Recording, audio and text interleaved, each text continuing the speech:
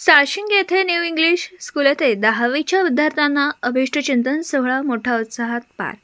अनेक मान्यवरांनी आपले विचार व्यक्त केले, तर विद्यार्थ्यांनाही गुरुजनांना विषयावर आपलं मत व्यक्त केलं. खानापूर तालुक्यातील साळशिंगे येथील भैरवनाथ शिक्षक प्रसारक मंडळ विटा साळशिंगे येथे न्यू इंग्लिश स्कूलमध्ये 10वीच्या विद्यार्थ्यांचा अभिष्टचिंतन सोहळा मोठ्या उत्साहात पार पडला.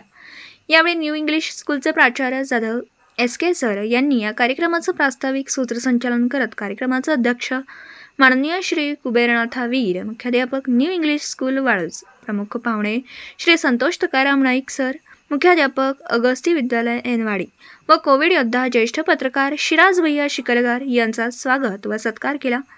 यावेळी स्कूलच्या विद्यार्थ्यांनी गुरुजनविषयी व त्यांनी दिलेल्या शिक्षणाविषयी आपले विचार व्यक्त करत अनेकांच्या डोळ्यात अश्रू अनावर झाले.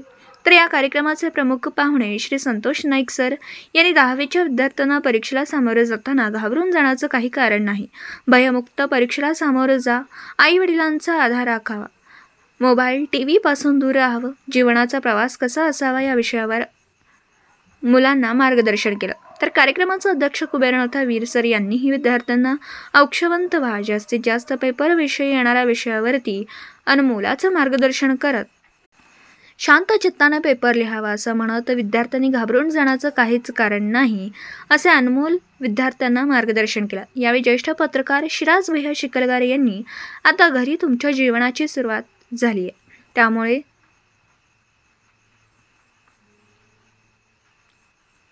यावेळी ज्येष्ठ पत्रकार शिराज भैया शिकलगार यांनी आता खरी तुमच्या जीवनाची सुरुवात झाली आहे, त्यामुळे एकदा मनामध्ये कोणतंही ध्येय ठेवलं तर ते पूर्ण तत्वावर न्यावं. त्यामुळे जास्तीत जास्त आपल्याला टक्केवारी कशी वाढवता येईल, पूर्ण पेपर कसा सोडवता येईल, मग आपण कशा पद्धतीने आता राहिलेल्या दिवसात अभ्यास करावा, अशा अनेक विषयांवर त्यांनी आपले विचार व्यक्त केले.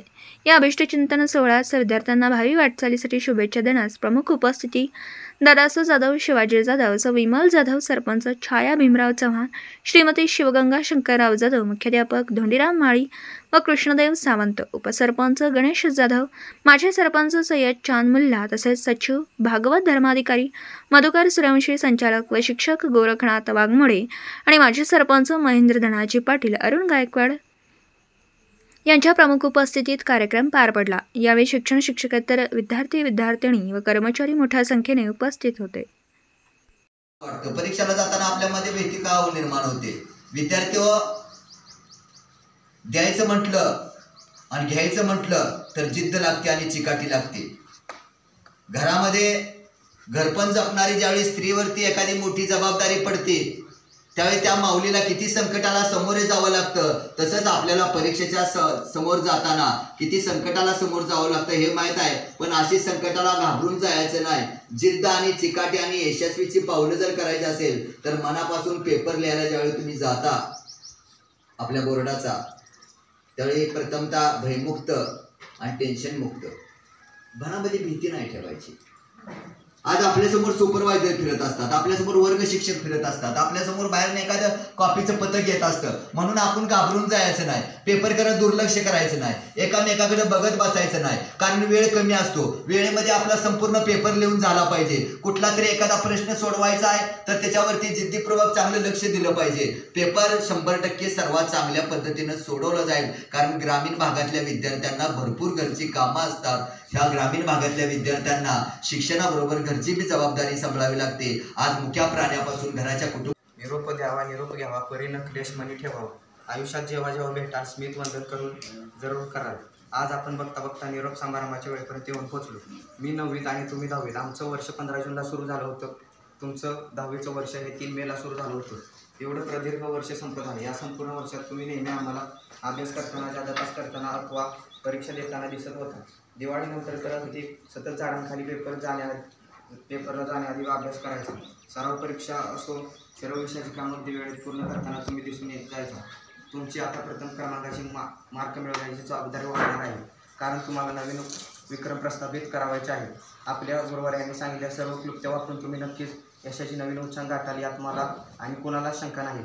विद्यार्थी बंधू भगिनींनो, मी तुम्हाला सल्ला देणे इतपत मोठा नाही याची मला जाणीव आहे, परंतु मैत्रीच्या भावनेतून काही गोष्टी या व्यासपीठावरून सांगाव्याशा वाटतात.